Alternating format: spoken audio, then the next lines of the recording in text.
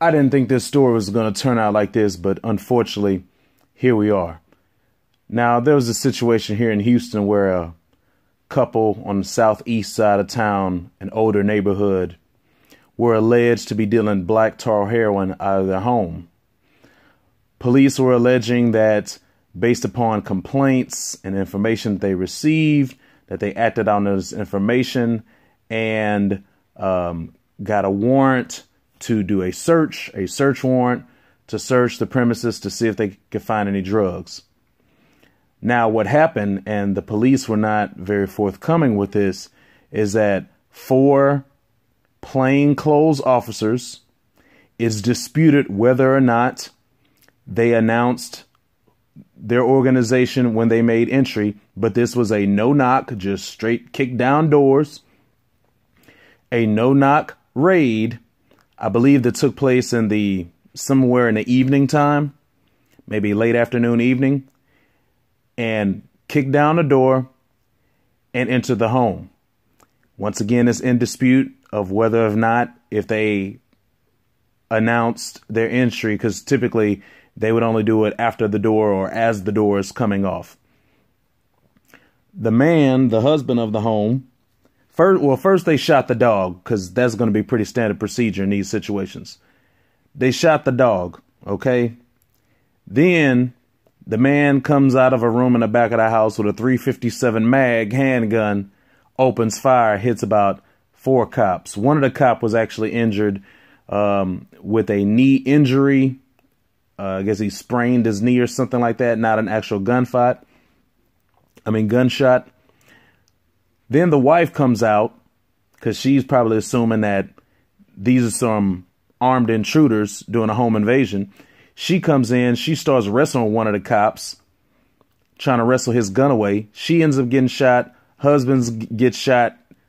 2 individuals are killed. Dog was killed first. And that's how you have it. You may have heard of the story. Now, I have to say this, for the man, for the woman, the husband and wife, and for that guard dog, these some soldiers right here, okay? They thought that they were being invaded. Dude strapped up, was going toe-to-toe. The woman, seemingly without a weapon, was a real fighter, and she went out like a fighter, and the dog was going to do his thing, and they put him down first. Now, with these police forces, it happens at times where you have bad information or lying cops or botched drug raids. This stuff happens. There's data entry issues, human error issues where the wrong addresses get served and they go into the wrong people's house. That even happened somewhere in the United States where they had the wrong address and it was reported supposed to be some kind of drug gang or something like that, very violent. So they put a flash grenade through a window thinking it was going to be the master bedroom or something like that. Well, since it was the wrong house, it ended up being the window of a newborn child. And the flash grenade landed in the crib of the child. Flash grenade goes off. Child has been suffering all types of medical problems. To my most recent knowledge, child is still alive, but has went through numerous surgeries because this flash grenade that exploded near the crib, all because they threw it through the window of the wrong house. So, I mean, this whole situation is absolutely terrible. It stinks. And you can see right now that HPD, they're trying to get the story straight. They're scrambling, but it doesn't look good. Okay. There's been calls of bringing outside investigation from the feds or even Texas Rangers. I don't know if that's really going to do anything under these circumstances, but there's a lot of scrutiny. Rightfully so. There was even an Asian man communicating to the local media that if you would have shot his dog, he was going to shoot you. Okay. I mean, people like their pets. They like their animals. They're part of a lot of these families. And now there's all types of complaints from the community, particularly this neighborhood where these people lived and the neighbors who have been given a testimony that's been different from what the police department has been saying. Now, this is what we've been saying. We, the Afro-Americans, have been saying the whole time in this country, with the war on drugs and with this aggressive militant policing. We have always been the canary in the coal mine in this country, or the guinea pigs. We have always been the test subjects. All this stuff has been done to us first, and then it can now be used to other people. So when the war on drugs was placed on us, or no-knock raids and drug raids, the violation of our rights, all these types of things, America didn't really seem to care. But now it's happening to other parts of the country, and it's starting to increase. And now it's getting a lot of attention. Rightfully so. And I'm not trying to be insensitive or anything, but what can we say to people who maybe weren't sensitive to our situation when it was more so happening to us and not so much to other people? Just to give you a case in point, on the social media of the wife, they found a lot of postings where she was very pro police and talking about all lives matter and stuff like that. I mean, you can't really paint this woman necessarily as a cop hating drug dealer criminal type when she's posting all lives matter and blue lives matter and stuff like that. So the very people, you know, who she was in support of ended up being her murderer. You know, same thing that I say about these other people who claim to be limited government, but we support the military and we support the police. Well, if you're very limited government, you should have a limited support of police and a limited support of military. Isn't that correct? Because that's the government also. Okay. So this whole thing stinks. And now we're going to trust the department that got this wrong because possibly the case agents of this investigation lied or used bad information or bad intel or a bad asset. And this ended up costing people their lives. And you put the people in the community in jeopardy. You put your other officers in jeopardy.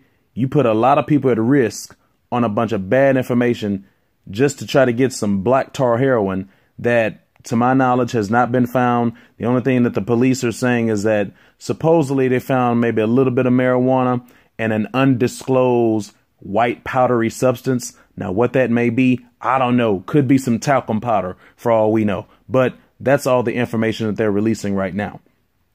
You know, and you know how these police departments work. Is going to be hush hush.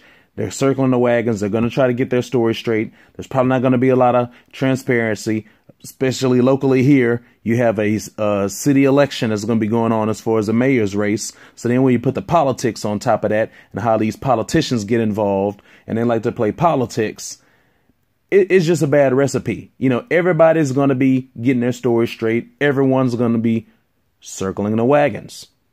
OK, now here in Texas, this is a particularly when it comes to the homestead. The stand your ground here is called the castle doctrine. OK, so that man grabbing his .357 mag and these plainclothes undercover cops, excuse me for that, maybe didn't announce their presence, or maybe he didn't hear it. Who knows? He wasn't doing anything under his knowledge that was wrong. Just like these cops talk about they were fearing for their lives. If he thinks it's a home invasion and these are robbers and criminals, he gets his gun, he gets his Second Amendment, and he's going to defend his homestead, his woman, and his dog. Okay? So he shot at those cops, weren't wearing uniforms, maybe didn't announce their presence, or maybe he couldn't hear them, and he opened fire. So possibly he wasn't doing anything wrong. And this guy was a disabled veteran who received a medical honorable discharge for his injuries. Okay, which to all you veterans out there, if you don't know already, veterans on the list as potential threats. So you better be on guard. So, and they've been looking for a criminal record for himself and his wife. They can't find any criminal record. And I do have to give credit to the local channel, or the local NBC Channel 2 KPRC affiliate, their investigative team on this one, because the fake news mainstream media, at least in this instance, has been doing their homework on this one. So I will give them a thumbs up for this. Hopefully they'll continue this, and they'll do it evenly across the board in all cases. You know, I doubt it, but at least on this story, they're covering it. And hopefully we can take this and we can use the momentum for this to get other things done. So this whole thing just stinks, okay? I don't trust the government. I don't trust these politicians. I don't trust the police. I don't trust the feds. I don't trust any of these people. And this war on drugs business and how America's gotten involved in the drug trade. Now you got the opioid epidemic on top of your country, okay? If you was using the same type of laws for crack cocaine and other things, and even marijuana, for the opioid epidemic, how many people would be going away with mandatory minimums? How many people would be going away with 3 strikes or more? How many people would be getting 50 years for 1 ounce of codeine or fentanyl or whatever they call this stuff? You know? So very inconsistent. And I'm calling for the resignation of the police chief, Art Acevedo, because this guy seems like, I'm just going to say, a bad hombre. Okay. I can't trust him on this. He's constantly changing his story. He's inconsistent, and I have no confidence in him and this department and the politicians to tell the truth about what's been going down. Also, because Houston received the leftovers of Austin, when he was the police chief in the city of Austin, there was a situation where they were cracking down on jaywalkings in downtown Austin in the Strip, because they were saying, well, people were being hit by cars and injured and stuff like that because of jaywalking, and it was a public safety issue. There was a situation where it was recorded by a bystander, where a woman was being arrested, not given a citation, actually being arrested, and was being hailed and manhandled and detained by a cop because she was jaywalking. This looked like a pretty attractive woman, wearing her workout clothes. She had her earbuds in. She's jogging downtown. And all of a sudden she gets hemmed up by a cop for jaywalking. She's screaming and crying and pleading, let me go, please, but I didn't do anything, you know. And then after the ordeal, she makes a big complaint, a big, poo-poo about it. And then there was a press conference in Austin. Now, you go look this up. You could Google it. You could look it up on YouTube. Okay? Don't believe anything I say. Do your own research. Now, Art Acevedo, when he was the police chief of Austin at the time, in the press conference, you can hear him saying, she's lucky that she was only arrested. I know other cops that would have done other things in that situation. Now, he said it, not me. Okay, so you have to ask Art Acevedo what he meant when he said that. When I found that out, I'm like, and we got this sorry sucker as the police chief here now, and we get Austin's leftovers. And he has that comment. So where's the Me Too movement against Art Acevedo? Where's the Time's Up movement against Art Acevedo? Where are the first stage, second stage, or third stage feminists and the pro-women's groups against Art Acevedo? So he's got that also that you need to look into, because to me, those comments are very troubling, especially with situation like Officer Hoynescloth or former Officer Hoynescloth, what he did to those women. And when these other cops out there, and you know they do things to women. There's been those that have been accused. There's those who have not been accused, and women have been afraid to come forward. You know, think like the Tawana Burke situation in the past. And there's been those who've been actually convicted. You could look it up and see male cops, female cops. You got female prison guards, female correctional facility officers who have been impregnated or who've been having sexual relations with male prisoners and female prisoners. So you can't tell me that there's not any cops that don't sexually misbehave on the job, you know, and even off the job. You know, you've got cops that have been making advances towards women who were witnesses, or if you do this for me, if you go out with me, I won't give you a ticket, all kinds of stuff. So with the issues that the HPD have been having with this botched raid, with his comments, with just some bad investigations and bad behavior and bad records for the HPD, I'm calling for the resignation of Art Acevedo. And if he doesn't resign, the people of Houston, you need to do your job. You need to stand up. You need to protest. You need to speak out. You need to demand change, and you need to hit them in the pocketbook, and you need to hit them in the ballot box. OK, that's what you need to do. I mean, I will have to give a little bit of credit to the district attorney, Kim Ogg. Since she's been sworn in and elected, she's been doing some good things. She's been decriminalizing small drug offenders and nonviolent crimes and things like that, letting it be more like fines or community service instead of going to jail. There's also been talks now that they will end or look into ending no-knock raids because of the dangers that it may cause. You know, and a lot of people have been doing studies onto these things for some years now, that you actually, just like with police chases, how they've been cutting down on that because you put the public at harm just for like a speeding ticket, or, you know, a guy who has warrants because he hasn't been paying child support, you know, little silly things like that.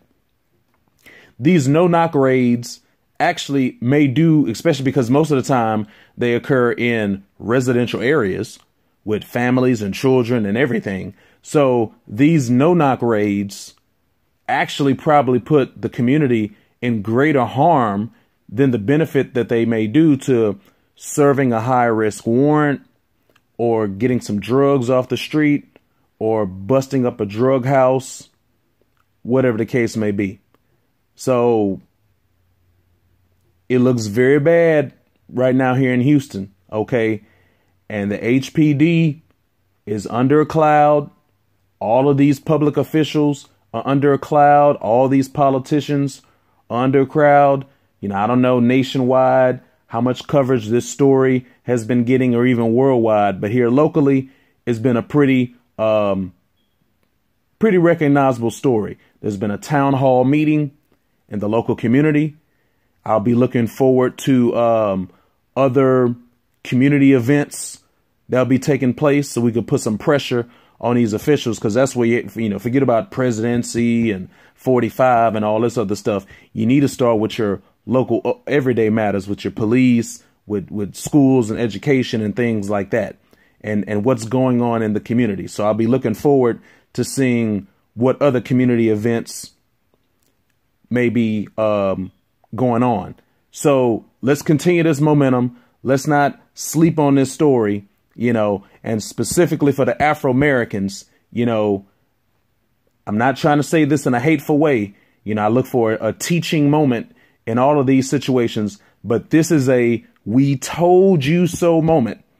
When we talk about the incompetence and the errors and the oversight, the lies and the corruptions, how cops plant evidence, all types of things, how they break the law and how they violate people's rights. OK, the war on drugs, no-knock raids, the militarization of these police, living in a police state, turning these cops into militias and a standing army running through the area. You know, in the local Houston area, there's only about like 5,200 cops. OK, there's far more many of us than there is of them. Okay, so I would think that if we all got together and if we organize some pressure to force change and force reforms, we'll make our presence felt.